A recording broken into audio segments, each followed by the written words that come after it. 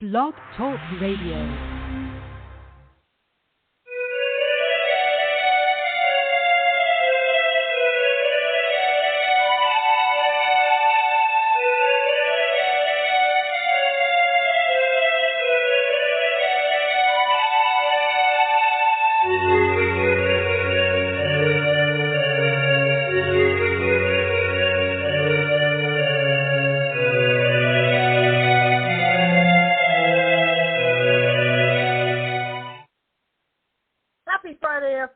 Welcome to Desperate House Witches. My name is Raina Starr. Desperate House Witches is not a G, PG, or even an R-rated show. So, bad language, bodily function, dirty talk of any kind might upset you. This will not be the show for you.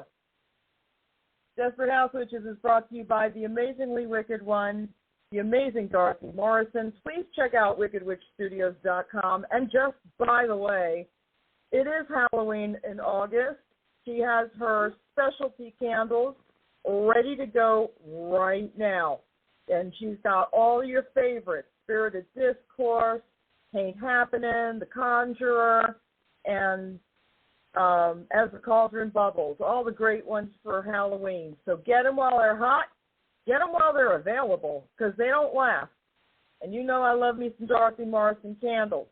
So get yourself over to the social media page on Facebook for Wicked Witch Studios. There's a special link. It's dated August 1st. Go get them while you can. I have not been notified that they are completely sold out, so some are still available. You'll get them, my friends. All right, so here's what's up. I'm supposed to have a guest on today named Whiskey Stevens, who is an author from Llewellyn. She wrote Rise of the Witch and Unapologetically Magick. Now, there's been a lot of craziness in August, so I'm not going to say I got ditched twice, but I am going to say August has been funky. So her first book was Rise of the Witch, which I love, and her second book, Unapologetically Magick, which is the one we were going to talk about today, is also a really good book, so I highly recommend. She does a lot as far as making your magic your own and, you know, building your own tools, building your own path. I love an independent thinker. Her first book was more about, you know, not having to buy all the shinies to start your practice, you know, getting into the basics and coming up with ritual. And Unapologetically Magick is more of the same. It's more of, you know, overcoming your toxic comparisons to other people and their practices and what they own and what they use. Your magic should always be all your own. So it's a good book. And the foreword was written by our friend Devin Hunter. We love Devin. He's amazing, of course. So I still want to recommend Whiskey Stevens' books, especially for newer practitioners.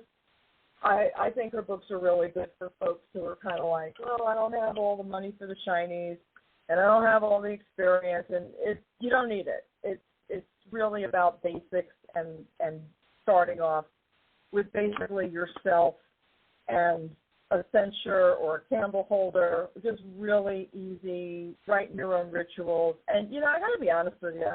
Oh, so anyway, she's not here with me today, but I have a special surprise. My friend, the amazing Dr. Deborah Burris, author of the upcoming Golden Magic book that y'all all going to want to have, decided that she would do me a favor and come and hang out with me because it's been crazy out front.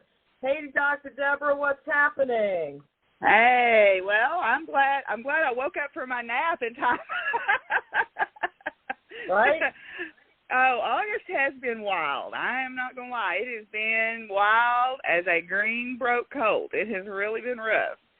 And, The weather here has been terribly hot. I mean, I'm sure the weather, well, we can talk about the whole weather-climate connection when we talk about my book in April, but the weather here has been incredibly hot. Now, we are getting plenty of rain, but what that means is it's like living in a crock pot. I feel like a roast in a crock pot.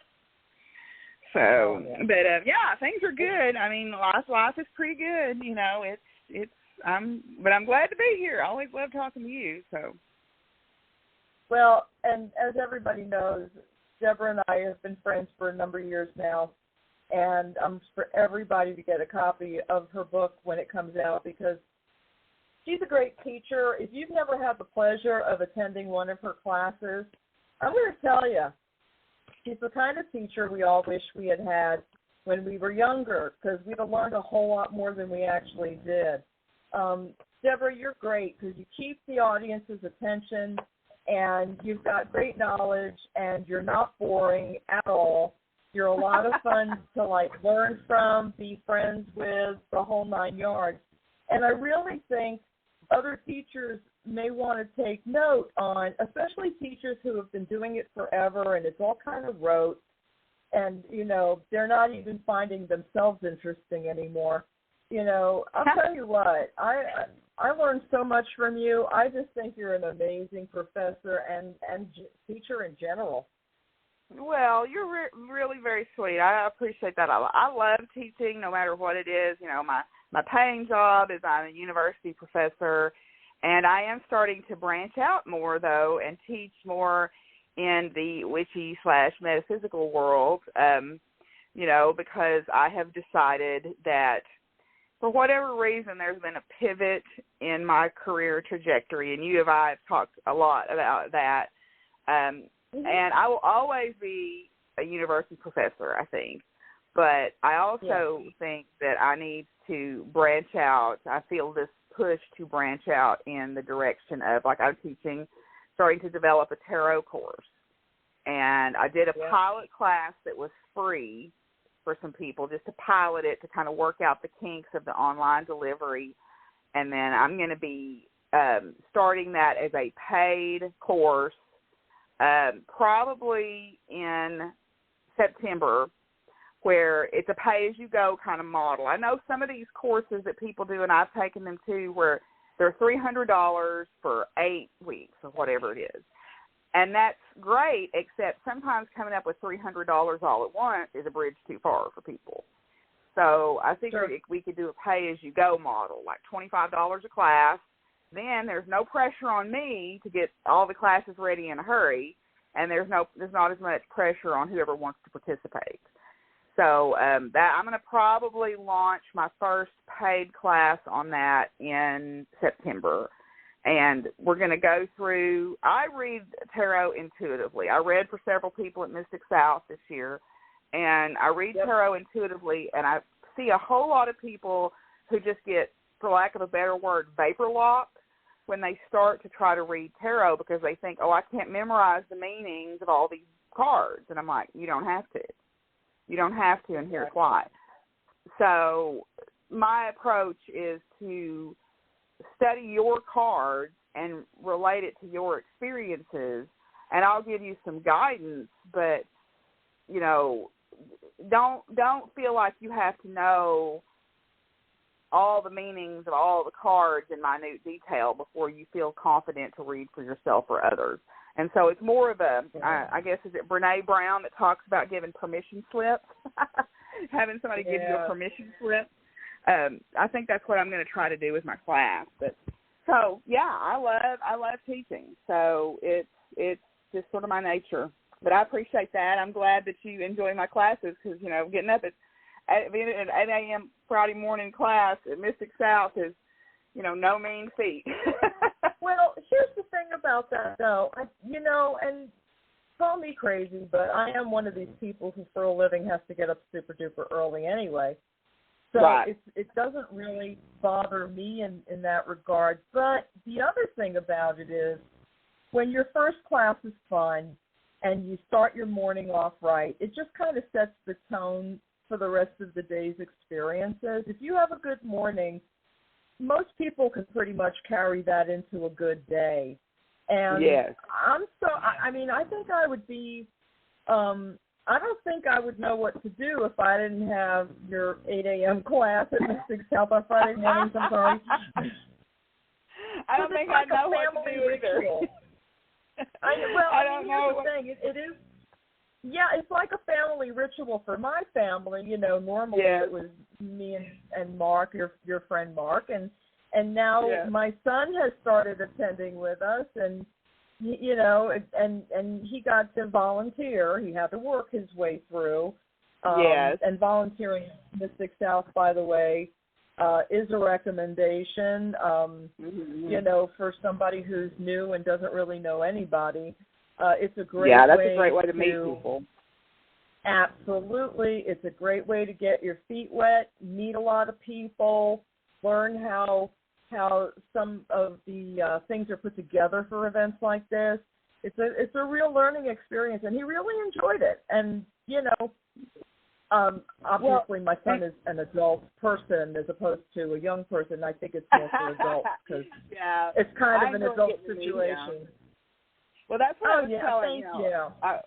I was telling Joel about Mystic South because this was his first time to attend, and that's my boyfriend. He came as a vendor, and I helped him with his vending space. But I was trying to describe the feel of it, and I'm like, you know, it's a big conference. There are a lot of offerings. There are a lot of attendees, but it feels personal. It feels like you can get to know people. It doesn't feel like, you know, in my line of work, we go to these conferences that are huge, and there's thousands of people at them, and you just feel like you're a wildebeest crossing the river, you know.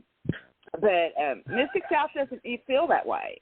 You know, it feels like you can get to know people, and you see, you know, authors and presenters that you've had a little witchy heart crush on, and they come up and they talk to you or they buy something from you, and it's just like, oh, that's so exciting. You know, so he really had a blast, and so we're definitely going to be there. I'll be there no matter what, but he's definitely going to be there again with me next year, so I can't wait for that. Oh, that's awesome, because he's fun. We had so much fun with him. He's very easygoing and he's very welcoming. He's got a real warm spirit about him, and you swear he never met a stranger. And he was just, you know, he became part of our tribe pretty quick. I mean, we were all crazy about him. Yeah, you know, he's great. Yeah, he really is. He's done good. And thank you. He, you know, and I was tickled to go and bring, you know, it's primarily his and his wife's business, and I go and help them quite often at shows. I've helped several times with just him and me when they've been double booked, and then I've gone to some really big events with them, you know, kind of all together. And, you know, I was proud that what we brought was received so well, because it's a little different. You know, their business is called Sticks and Stones, the ampersand sign, and it's basically we use locally found materials for the most part and make beautiful things. They are actually getting ready to go to a show.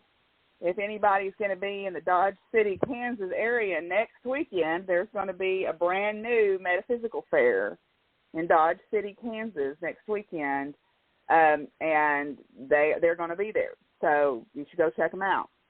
And tell them Deborah sent you. Free plug. Oh, neat. That's very cool. Okay. Now we know. Yeah. That's awesome. Yeah. And you also make things with them, do you not? Yes, I do. I try to make things, and a lot of times this week, for example, the whole family was down with sick except for Rachel. She was not sick. Now she is, but so I was like, okay, what do you need me? And you know, that's one of the beautiful things about polyamory is we have the girls' phone tree, where there's three of us, and we know that we reach out to each other if there's something going on. We don't go through the men folk, because if I ask Joel, what do you need? Is everything okay? He'll be like, it's fine. I don't want you to bother.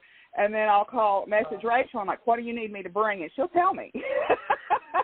Yeah. And so I was over there this week, and a lot of times I'll just work on whatever they're trying to make, because they have like certain things that they're kind of known for, like the little mushroom pendants that they make with the quartz crystal stems, and they had a bunch of those started, so I help with those. Or they may have a bunch of wands that need design, so I'll do some interesting wood burning designs on them, or I'm not a good wire wrapper, but Joel is, and we'll make wands together. Or like at Mystic South, I'm much more, I'm a handy drawing type person, so I can draw. And I did a really beautiful, for example, Medusa rattle that Martha Kirby Capo bought, and it was a scapula from my donkey Sally. So I drew this really beautiful Medusa thing on there, and then Joel took it and added beading details and wire wrapping and made it into a rattle. And it was just a really beautiful piece, and I love it because we worked on it together. And I love that somebody that I know and respect bought it too. That was also very important. Sure. But yes, no, why not? I mean, really. Yeah. Yeah. Because the things that you guys, I mean, first of all, I had no idea that you were that talented. That's first off, just straight up right there. Well, I didn't, actually. I really, truly did not. And, you know, looking at what y'all had made with the bones and the staining and the some of them were colorful and some of them were etched and, you know, burned, and they just make just some magical pieces. I got a couple of wands for myself because they have different purposes, obviously. And then if anybody follows me on Facebook, I actually posted or Instagram, I actually posted pictures of a wall installation, for lack of a better term, a wall altar that I'm starting to build, showing a piece that I got from Sticks and Stones, and it's this wonderful two-pronged piece that has wire wrap around it so that I can hang it on the wall. It really came out great. So, yeah, it looks great. Yeah. I was so tickled with those pictures. So, but yeah, it was. You know, it's a good deal. It has let me, you know, getting to be part of, you know, that group and having them as my extended family, so to speak, has helped me kind of rediscover that aspect of myself. You know, it has let me kind of branch out and do things, and that's been pretty amazing. So, you know, it's one of those things where the telephone people just pulled up in my yard and turned around. I'm like, what are you about to do? But yeah, so that's been a lot of fun. But they've been, you know, everybody's been sick over there this week, so I went over and helped out with crafting for their next show, and you know, took food and hung out and just tried to lighten the load on the sick household. Because when you got 6 people in your household and you're the only one that's not sick, you get tired of all them sick people. You need a little extra help, probably. No doubt. No, seriously. I mean, I can only imagine, you know, when you have a lot of people in the house, everyone's eventually going to get sick. Unless you have a piece of property so huge that y'all never run into each other. I don't know anybody like that. But, you know, yeah, well, so far I've managed to stave it off. You know, I've been taking my echinacea and elderberry tincture, and so far I've managed not to succumb to it, so that's been good. You know, I meant to ask you about all that because you've been making tinctures and potions and all kinds of things for quite some time. When are you going to start offering those for sale? Oh, I don't know about all that because, like, if you want to sell that sort of stuff, at least in the state that I live in, you have to have a commercial kitchen license. And so I don't know. I'll make it, you know, I kind of do it for my friends, you know, wink, wink, you know. I'll do it for my friends if they need something, and but I mean, my thought is I live on a farm. You know, people that have heard me on here before know that I have a farm, and I've got a fairly sizable acreage, and so I like to try to use things that grow on my land. And so I you know, to me it's, you know, you were talking about those books. To me, your most powerful magic is local. You know, getting to know the plants in your area. Even if you are living in an urban setting, you know, you may have a tree that you walk by every day, or you may have a park that you like to go to, or you may even have a plant in your house that's a house plant. But that is still, that is still a life force. It has energy. It's you talked to Nathan a couple of weeks ago, his book about animism, and those things still matter. And I feel like, to me, my most powerful work is done when I can draw from what's around me locally. And that's not to say that I don't, because I do have all the pretty things. I have wands, and I have runes, and I have stones, and I've got decks of every description. To me, my most powerful magic is when I go out in my pastures and I pick the things that I need and I put them together, and it doesn't matter if it's what it says in the book that I need. If I feel like the energy that it gives me is what I need to get that work accomplished, then it's going to get it done.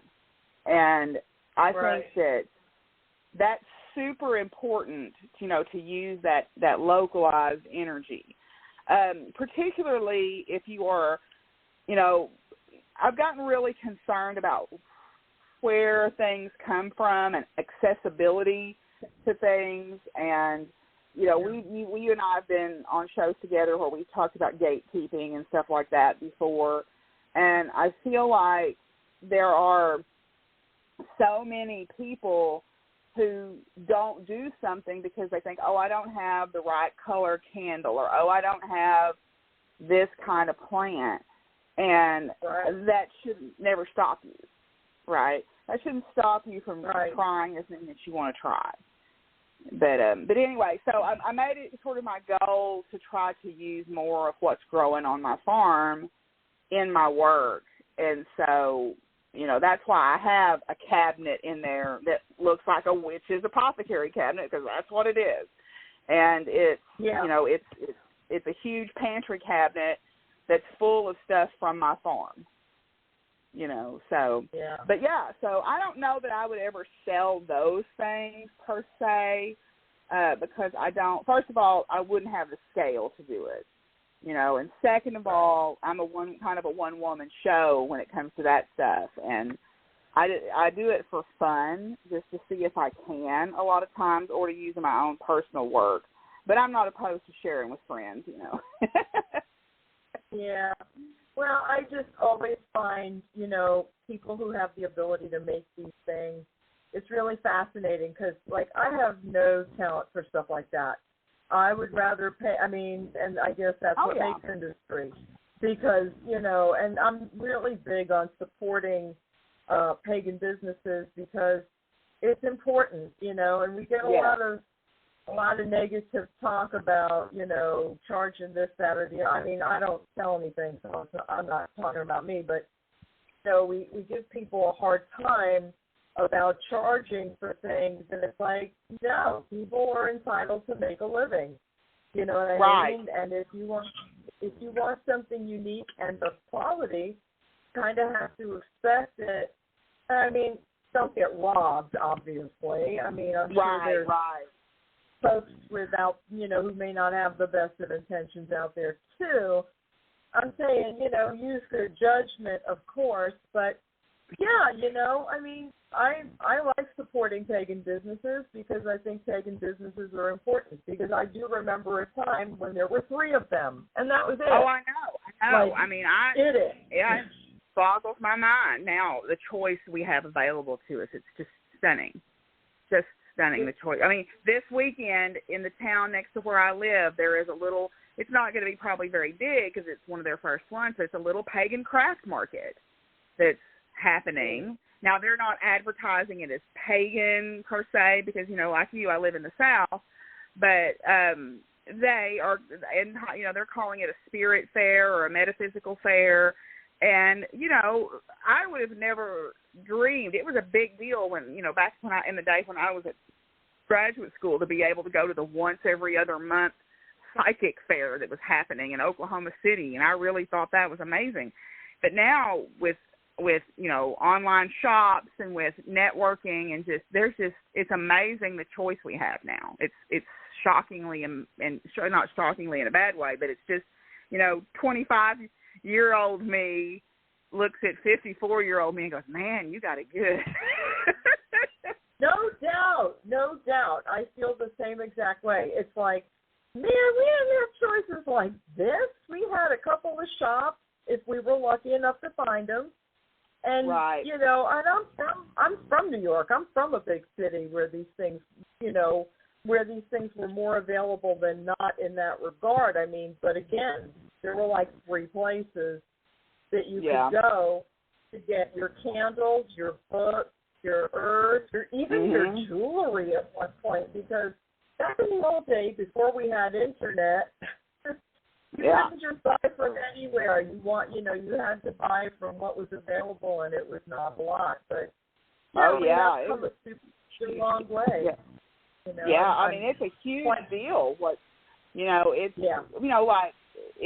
It's what helps small businesses like, Sticks and Stones stay afloat is they're able to post things on their Facebook page, which if you haven't followed it, you really should. It's Sticks with ampersand Stones on Facebook, and they're out of Arkansas. And they put things up for sale on there, and that's what helps these creators keep going, because shows are, kind of hit or miss. And there's added expense to going to them. You have to travel. You have to usually pay for hotels. You got to pay for your food. There's an entry fee, to get in. And it's one of those things where if they can sell things online, it helps them out tremendously, because then that helps them, make it through the next show. And, there's a season to those things too, like, things are starting to kind of wind down, for events, and then they won't really start picking back up until late winter. And so it helps anytime you can buy things online from a creator like that. You're helping feed their family and put gas in their cars and get them to their next show, or make their house payment, or make their car payment. So, I realize that some people, I'm talking from a place of privilege, because, I have a good job and I'm able to do those things. But even if you're not in a place of the ability to buy stuff, you can always share their posts and help boost their posts, because maybe one of your friends will see it. And I think, that kind of advertising that's essentially free for these small businesses now, with social media and everything, is amazing, because, like you said, 25 years ago, we had 2 shops or 3 shops in the Oklahoma City metro area, and that's what you went to. Absolutely. And they kind of all had similar things, but not exactly the same. But now the diversity of what's available is amazing. It makes me happy. We've got an event coming up here in Arkansas, Labor Day weekend. It's called the Frosted Moon Festival, and the vendors that are going to be at it, now most of them, this is a smaller event that's starting to try to get some momentum and grow, and the vendors that are going to be at it are amazing. There's jewelry vendors that are going to be there. There's a collaborative of young, creative pagans that have gone in together to make this sort of co-op situation so that they can afford to vend at these events. And, and that's one thing I'm going to say. And it's not the pagan events that I notice this so much, but now that, my polytool, they're vendors, some of these events, not so much the pagan ones, but some of these bigger festivals that they go to, they charge an exorbitant amount of money because they can. And then they make their vendors pay for internet. Because a lot of times these are outside, and they're out in the middle of nowhere, so you're not getting any signal. And, these vendors got to be able to run like their card readers or their apps that take the money and to charge. So they've got them over a barrel. And if you're already paying $1,200 to get into a festival, you ought to get damn free internet. That's just my opinion. I agree. No, I don't think people realize that it costs money to actually vend at places. I think folks might might assume that, you go to a pagan festival and everybody just shows up and starts selling their stuff. It's not quite that easy. Folks have to make arrangements for space. They have to pay for that space. You don't know if you're going to make any money at that space. You're taking a big chance. And again, this is part of, unfortunately, that's what you have, because the organizers have to pay for the space as well. And everybody has a little bit of a kick-up that they got to do to make things worthwhile. So, yeah, you may see some of your favorite vendors, but you may not know how much they have to pay to actually be there. So anything you can do to support them, even if it's something small, is very, very meaningful. Right. Well, and, and that's one thing. I will say most of the pagan events that I am aware of that they vend out, the entry fees are reasonable. They're within reason. And a lot of the shows, like Mystic South, for example, is a curated, juried show. You don't, just because you want to get into a festival doesn't mean you're going to, And that's one thing that I like about the vendor hall there is Gypsy makes sure that there is very little overlap in what the vendors are offering. If you walk through that vendor hall, there's so much diversity. And I love that because some other shows, mostly like local stuff that I see, it's just like you said, whoever wants to come set up, which is great, and that's a great way to get your foot in the door.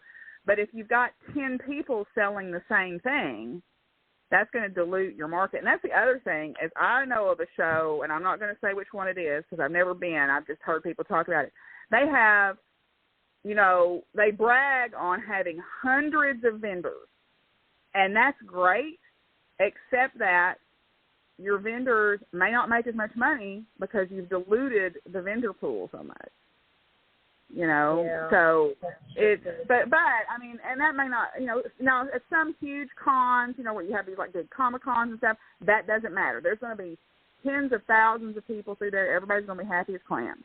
But, and the other thing too is if the show organizers, I've gotten really interested in all this because I've been to some shows now and I've seen they have to make sure they take care of their vendors. Like I said, Gypsy does an amazing job of making sure everybody in Mystic South's got everything they need. She takes really good care of the vendors. But, I've been to some shows where the organizers don't advertise the show, like, at all. And so you don't get any foot traffic. Or they don't advertise where the vendors are. Or they put the vendors in a place where it's dark or it's, just not optimal. Like, we had...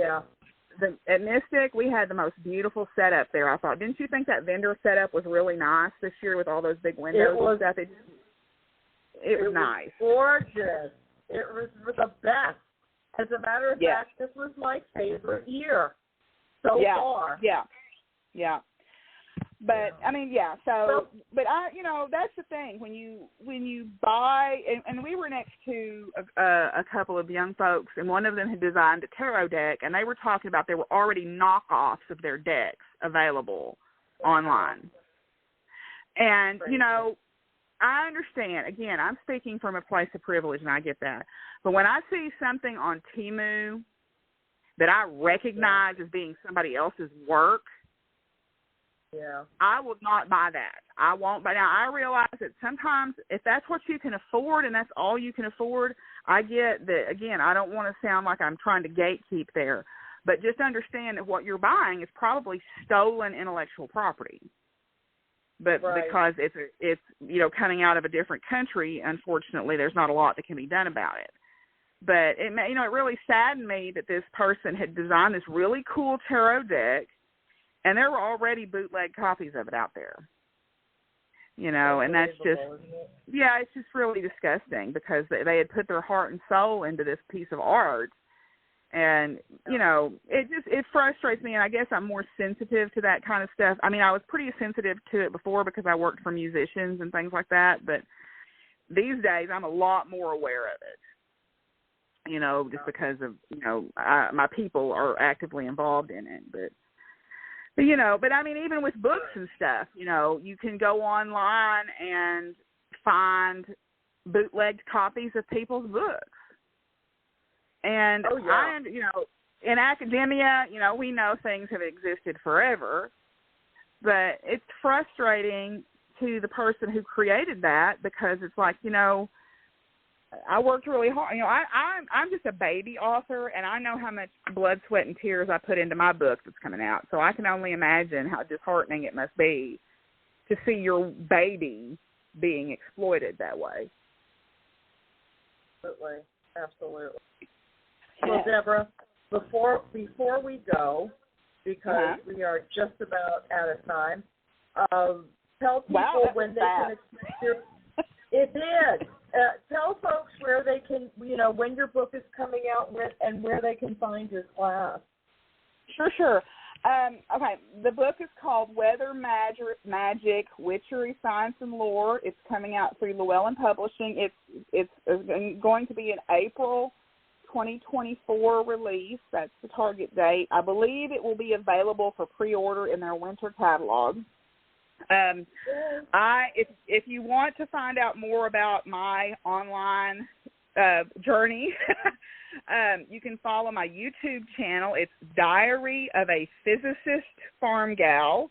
Yes, I know, that's funny, but Diary of a Physicist Farm Gal on YouTube, and I've got crafting content with a little C, like knitting and sewing and all that. I have stuff about my farm. I have stuff about science. And now I'm starting to add more crafting with a capital C, I call it, work on there. And you can find out about the offerings I'm going to have coming up in the future. And then if you are around and in the greater Arkansas driving distance area, the Frosted Moon Festival is coming up Labor Day weekend. It is an incredibly affordable event. It's only $30 to camp the entire weekend because Vicki, the organizer, has a huge heart, and she sees a need, especially for young, queer, pagans, witches, and the like, to have a safe and inclusive place.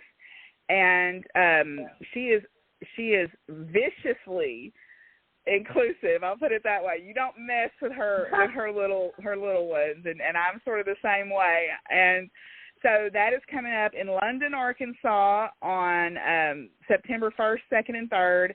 You can find it through Hidden Acres Farm, and Hidden Acres is on Facebook, and then you can get to the Frosted Moon Festival. Or if you follow me on Facebook, I'm just on there as Deborah Burris. Nothing fancy.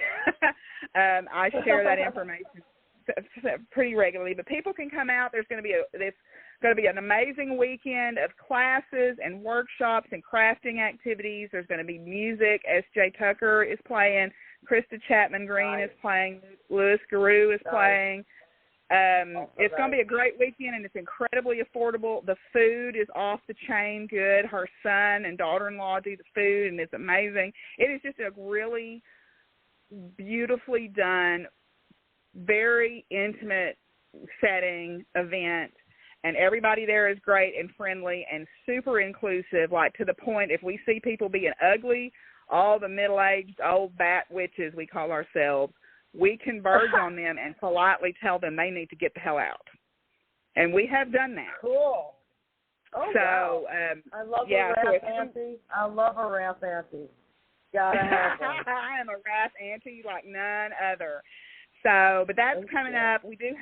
I will be teaching at Enchanted Metaphysical and Mystics Market, which is in Conway, Arkansas, coming in November 18th and 19th. You can, like I said, if you follow me on Facebook, or you can follow me on Instagram as Doc Firewoman, like the cult song Firewoman.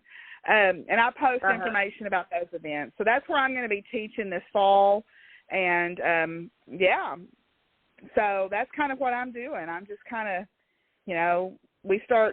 my paying job starts back up next week, and hoorah. Yeah. Before we go, special programming note, Lois Dorsey, whom I love and adore, as everybody knows, is scheduled for next Thursday. I may or may not be able to do that show. God, I should have talked to her first, but shit.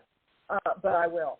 I may be in New York, family situation, as I discussed with Nathan M. Hall. For folks who listen to that episode, it was kind of gut-wrenching. But, you know, we don't talk about death, and we kind of need to, because guess what? We're all going there. That's right. So I will probably be saying something about that as things happen. But if you don't have a new show or a new episode to listen to next week, that's why, and I apologize in advance. But I will do everything in my power to make sure the episode does happen. But again, old folks in New York, what is the situation with no internet? I don't understand. If you're over a certain age, it seems like they completely skipped the 21st century. I don't understand. I don't get it. Oh, could you imagine, though, trying to teach your old people how to use the internet? I gave my parents cell phones. I took them away from them. I was like, we're not doing this. Never mind. Well, see, my old people, here's the thing. My old people actually have cell phones. Now, ask me if they charge them, use them, or know what to do with them. No, they do not. So we have perfectly good cell phones that are probably 6, 7 years old, worth about 20 cents a piece now, but were completely usable when they were received. I don't understand. It's like it's very Star Trekian to them. They look like communicators. They're not sure what buttons to press. I do have to admit some of the newer cell phones are, you know, if you're not into all the bells and whistles, and 99% of cell phones are bells and whistles because it is a small computer you keep in your pocket. Yeah, I mean, who calls people on the phone anymore anyway? You know, it's like, that's the last thing I do. But your friend Mark, my spouse, seems to think that the only thing a cell phone should do is make phone calls, and I'm like, I need all my emails. I need all my Facebook people. I need my Instagram. I need all my things in my pocket. And he's like, no, you don't. And I'm like, but that's where I want it. So yeah, I love technology. I love new technology. I think more advances are better. Sometimes I just, you know, what bothers me about it is the fact that we're all sitting there not talking to each other, even when we're next to each other. I don't mean us specifically. I just mean folks. Oh, no. folks seem, yeah, right. No, my folks are interactive, but I got to say, I see a lot of folks sitting in a room, and they're texting each other, and it's like the person is next to you. It would have been faster to just speak. Let me tell you what, though, that sure comes in handy at meetings, at staff meetings. Oh, yeah. Oh, hell yeah. I was actually in a meeting. I was in a business meeting earlier today, and while the meeting is going on, and we are all on camera, and we all have our audio on, but damn if I wasn't sending a text and saying, this bitch needs to shut up immediately. It was unbelievable. Oh, yes. I mean, let me tell you what. I was in a thing where we were doing a teaching excellence workshop this summer, and we had a person in there who was basically my anti-particle. And she said something so God-forsaken terrible that you saw everybody whip their phones out, and the texts were just flying around the room like, she did not just say that. I'm like, she sure did just say that. Oh, boy. So you have foed your paw all over this room, goddammit. I mean, for real. Yeah. Well, I hope you have if you have to be doing the things you've got to do, I wish you comfort and good energy, and hope you have safe travels, because I know that's a lot. Well, I appreciate that, and of course I'll be in touch with you, as I will with everybody. So I'll be posting about it. If my show needs to be postponed next week, I will let everybody know. I love y'all. Thank y'all for showing up. Thank y'all for continuing to show up over the last 11 and a half, going on 12 years. I am very appreciative. Yeah, I was doing podcasts before they were cool, kids. Before the pandemic and whatnot. Yeah, it's been a while. I apparently have had almost, not quite yet, but almost 750,000 listens. And I'm kind of proud of that. That is amazing. And that's just on the actual Blog Talk Radio site. That does not include anything else. It doesn't include Apple. It doesn't include iHeartRadio. It doesn't include Amazon Music. It doesn't include all the other places you can get that podcast. So I'm really super proud. I think if I added them all up, I would be at 1 million. I'm sure Thank you all so much. Thank you all so much for continuing to listen and showing up. I love you guys, and I will speak to you soon. Thanks again, Bye. Deborah. Appreciate it. Bye. Yes, bye.